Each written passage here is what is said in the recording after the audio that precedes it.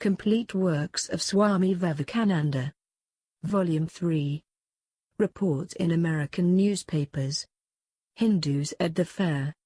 Boston Evening Transcript, September 30, 1893. Chicago, September 23. There is a room at the left of the entrance to the Art Palace marked number 1, keep out. To this the speakers at the Congress of Religions all repair sooner or later, either to talk with one another or with President Bonney, whose private office is in one corner of the apartment. The folding doors are jealously guarded from the general public, usually standing far enough apart to allow peeping in. Only delegates are supposed to penetrate the sacred precincts, but it is not impossible to obtain an open sesame, and thus to enjoy brief opportunity of closer relations with the distinguished guests than the platform in the Hall of Columbus affords. The most striking figure one meets in this anteroom is Swami Vivekananda, the Brahmin monk. He is a large, well-built man, with the superb carriage of the Hindustanis, his face clean shaven, squarely moulded regular features, white teeth, and with well-chiselled lips that are usually parted in a benevolent smile while he is conversing. His finely poised head is crowned with either a lemon-colored or a red turban, and his cassock, not the technical name for this garment, belted in at the waist and falling below the knees, alternates in a bright orange and rich crimson. He speaks excellent English and replied readily to any questions asked in sincerity.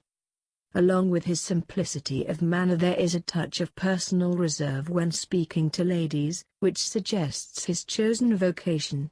When questioned about the laws of his order, he has said, "I can do as I please, I am independent. Sometimes I live in the Himalaya mountains, and sometimes in the streets of cities. I never know where I will get my next meal, I never keep money with me, I come here by subscription." Then looking round at one or two of his fellow countrymen who chanced to be standing near, he added, "They will take care of me," giving the inference that his board bill in Chicago is attended to by others. When asked if he was wearing his usual monk's costume, he said, "This is a good dress, when I am home I am in rags, and I go barefooted." Do I believe in caste? Caste is a social custom, religion has nothing to do with it, all castes will associate with me. It is quite apparent, however, from the deportment, the general appearance of Mr. Vivekananda that he was born among high castes. Years of voluntary poverty and homeless wanderings have not robbed him of his birthright of gentleman, even his family name is unknown. He took that of Vivekananda in embracing a religious career, and Swami is merely the title of reverend accorded to him. He cannot be far along in the 30s, and looks as if made for this life and its fruition, as well as for meditation on the life beyond. One cannot help wondering what could have been the turning point with him. "Why should I marry?" was his abrupt response to a comment on all he had renounced in becoming a monk, "when I see in every woman only the Divine Mother. Why do I make all these sacrifices? To emancipate myself from earthly ties and attachments so that there will be no rebirth for me. When I die I want to become at once absorbed in the divine, one with God. I would be a Buddha." Vivekananda does not mean by this that he is a Buddhist. No name or sect can rebel him. He is an outcome of the higher Brahmanism, a product of the Hindu spirit, which is vast, dreamy, self-extinguishing, a sannyasi or holy man.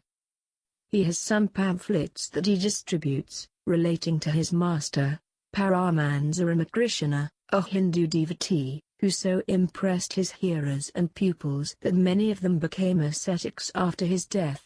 Mazumdar also looked upon this saint as his master, but Mazumdar works for holiness in the world, in it but not of it, as Jesus taught.